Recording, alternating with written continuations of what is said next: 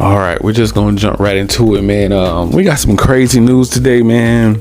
So let's just dive right into it. What my issue is with Sony, I can't believe they would do this to their fans. Like it's pretty much already nearly impossible to get your hands on a PS5. So why in the world would you do a price hike? Is it because are you trying to double your profit?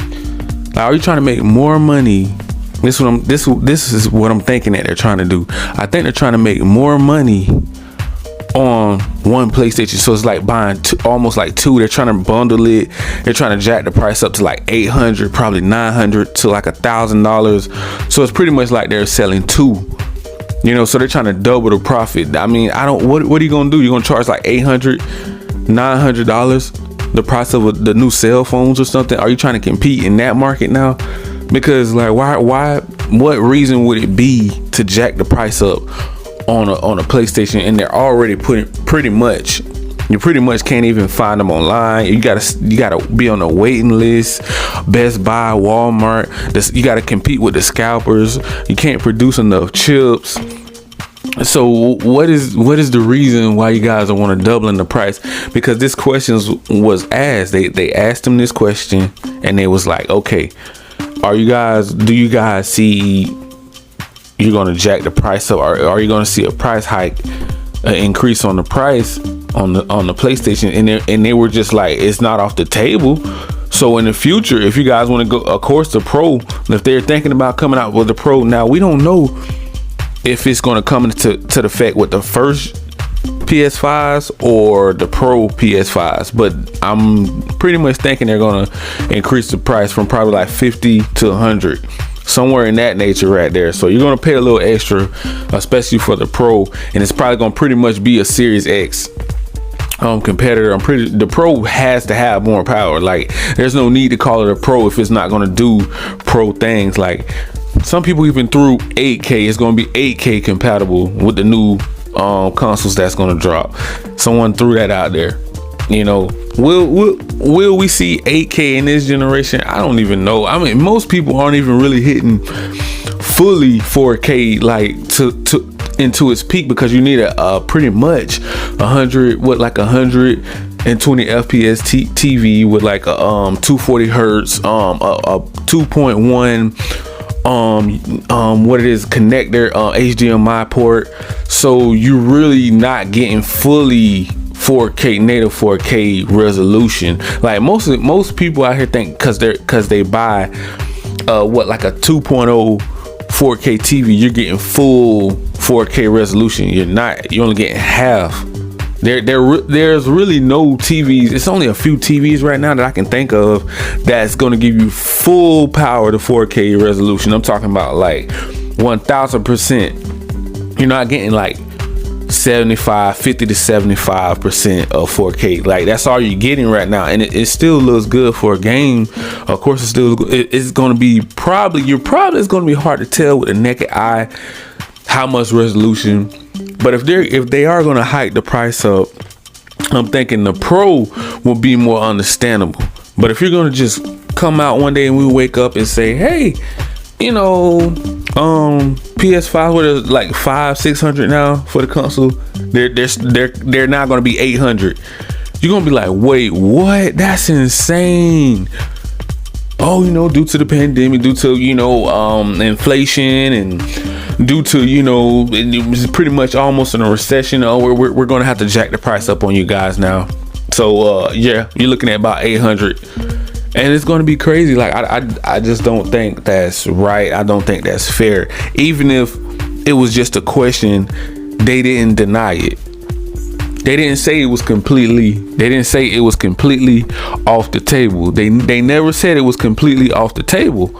So that led me to believe that they are going to do a price hike in the future, whether it's now PS5s or the Pro or whatever else they're gonna bring out. I don't think it's right. I don't think it's fair to the consumers, to the people of the world. Sony have been doing these little anti-consumer deals for a very long time, and we're just starting to call them out on it. See, that's the problem. it took Xbox to start competing for PlayStation to start seeing, for everybody to start seeing PlayStation flaws. I mean, a lot of Xbox fans been seeing it, but PlayStation fans don't really see it because they think, you know, PlayStation is the best thing since sliced bread, so they can't do no wrong. Some people, you just can't convince them. You can't reason with them. You can't compromise with them. You can't talk. You can't do nothing with them. So pretty much, they're not, you know, going to listen to Xbox fans anyway. You know, again, with the $70, with the price hike on the games, what is the reason if you're still doing remakes? You say you want to support the developers, right? Why do we have a price hike? You know, that is insane, guys. That is like, you don't even need the price hike if you're not working on buying. Well, they are buying new studio. Well, should I say license to keep pretty much other stuff off other consoles, such as Xbox, PC, Nintendo, cloud gaming, and whatever else. They can only lock it down to Sony, that's crazy that they would pay for license to keep stuff like Spider-Man, Final Fantasies of the world, and way more games and exclusive DLCs only coming to Sony. Now you want to price hike, you want to make us pay for it later on. That's pretty much what they do. They'll give you all the goodies now. Yeah, we're gonna give you all the goodies now, but we're gonna make you pay for it later.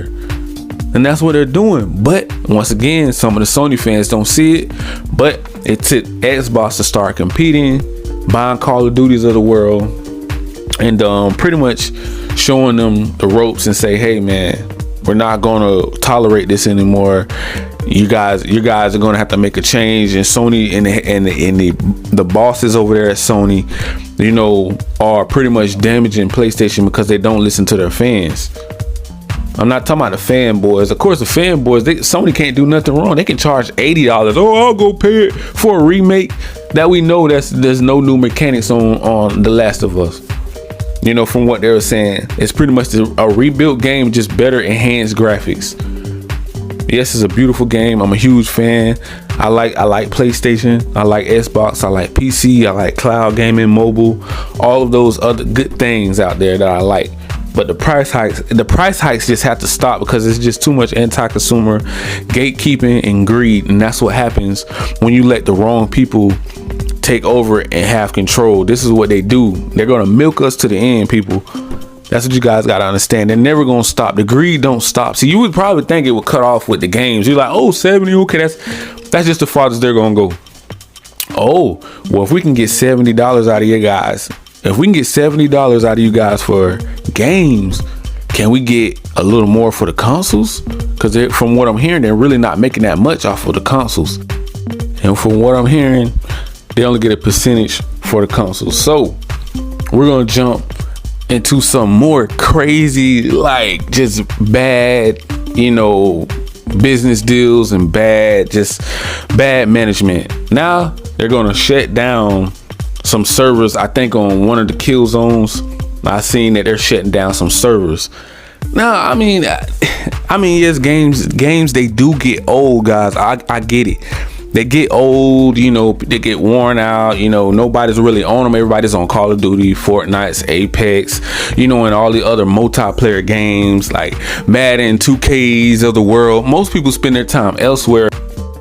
And if you have diehard fans out there that still love those games, I don't think that you guys should be shutting down servers that you still have diehard people still playing these things. It's crazy and it's unacceptable, and it needs to be something done to at least, okay, if you are going to shut it down, where's the 90-day notice?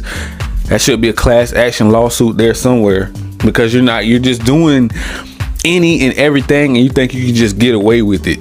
You know what I'm saying? It's not really cool to really do those things. Like you're shutting down things that creators, from what I hear, PSP still was making games for PSP or something like that. Creators were still on there doing something, and they were trying to shut it down, shut the whole store and the market down. They're trying to shut down the servers. They're just trying to close everything down so they can focus on PS5 and PS4. But you still have a big fan base that love to play all the Sony stuff, all the PlayStation stuff. So why is it a big deal if you just like extend the servers or come out with like a multiplayer server that you never have to shut them off. You can do it, or just put it on cloud gaming so that it never shuts off, because if it's running through cloud gaming, it will never shut off. I don't know. I mean, I'm not the one, I'm not the game designers or whatever, but I don't know how this stuff works. But till next time, I'm dropping a video later on, guys. We're gonna jump back into some more good details on stuff. So you already know what to do. Make sure you smash that like, that subscribe button, and click that notification bell if you want to stay updated with all the latest and greatest news. Peace.